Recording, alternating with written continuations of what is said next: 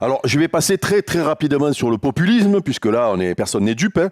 La plupart, tu l'as dit, en plus, c'est généralement des mairies avec l'attelage improbable de la gauche, l'extrême gauche, voire les Verts. Et donc,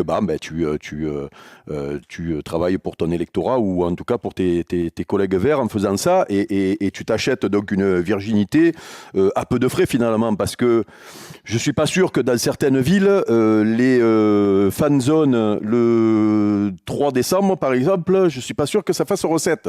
À cause du froid. Voilà, notamment. Donc bon, on va passer sur le côté populiste parce que on va pas faire un débat sur le populisme des élus. Après, même c'est limite cet argument-là parce que l'hiver, les stades de Ligue 1 sont pleins, il y a des gens qui vont au stade alors qu'il fait froid. Tu mets ta doudoune et tu vas au stade. Oui, bien sûr. C'est en extérieur. Bien sûr, mais je pointe le populisme. Je dis pas que c'est pas possible. Je dis juste que tu t'achètes une virginité et une conscience à peu de frais.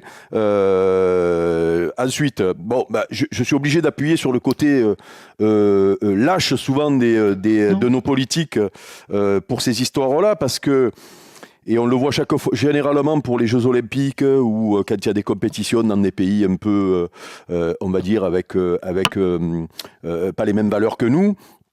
Les politiques qui, dans leurs activités de géopolitique, ont du mal à ne pas travailler avec ces pays-là, demandent régulièrement aux sportifs soit de boycotter des compétitions, soit de faire des gestes de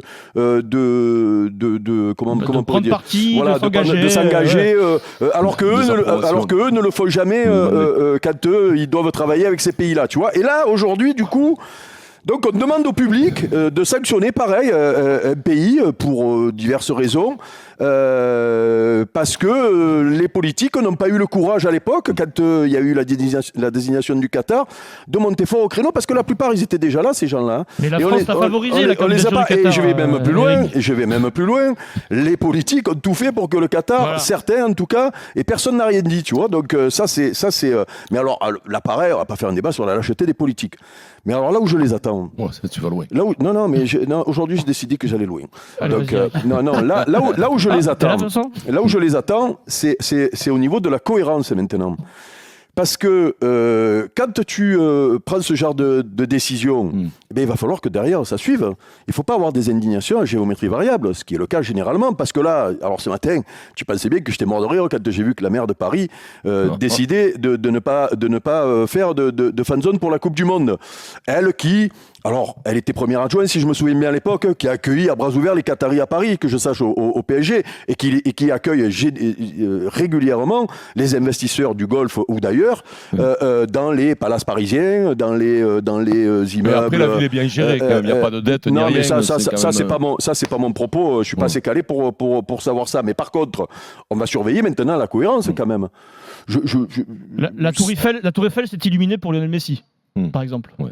Non ? Oui, par exemple. Le maire de Bordeaux, par exemple, à Bordeaux, par exemple.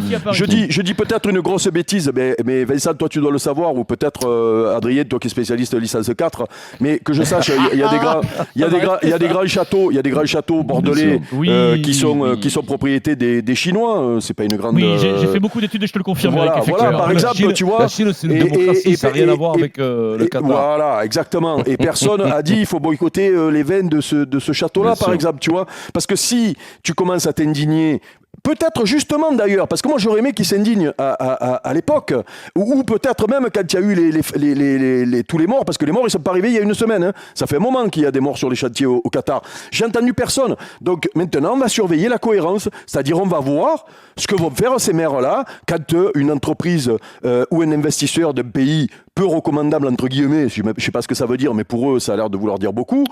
Je vais voir comment ils vont se comporter avec eux quand les mecs vont venir sauver des entreprises dans leur région. Tu vois, j'attends, c'est tout, voilà.